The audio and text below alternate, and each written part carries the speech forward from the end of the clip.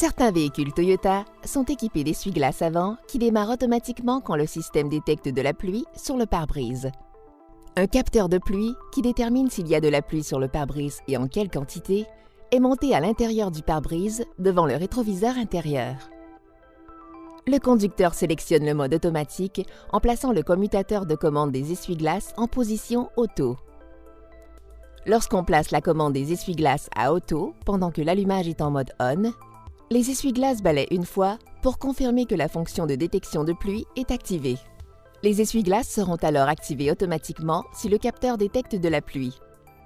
Le mode et la vitesse des essuie-glaces se règlent automatiquement à intermittent, low ou high, selon la quantité de pluie qui tombe. On règle la sensibilité du capteur qui contrôle la quantité de pluie requise pour faire démarrer les essuie-glaces en tournant la bague intérieure de réglage de la manette des essuie-glaces pendant que le commutateur est à auto. Tourner la bague dans le sens horaire augmente la sensibilité. Tourner la bague dans le sens anti-horaire réduit la sensibilité. Lorsqu'on nettoie le pare-brise ou lorsque la voiture passe au lave-auto, il faut placer la commande des essuie-glaces à off.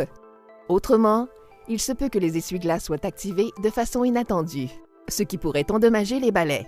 Il se peut aussi que les essuie-glaces s'activent de façon inattendue si on touche le capteur ou si le pare-brise est soumis à une vibration pendant que la commande des essuie-glaces est placée sur auto.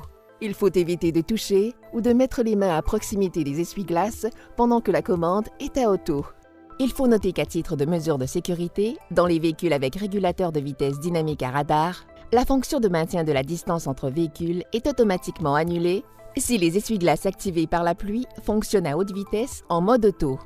Il se peut que votre modèle Toyota ne soit pas doté des caractéristiques et fonctions présentées dans cette vidéo. Vous trouverez toute l'information à ce sujet dans votre manuel du propriétaire.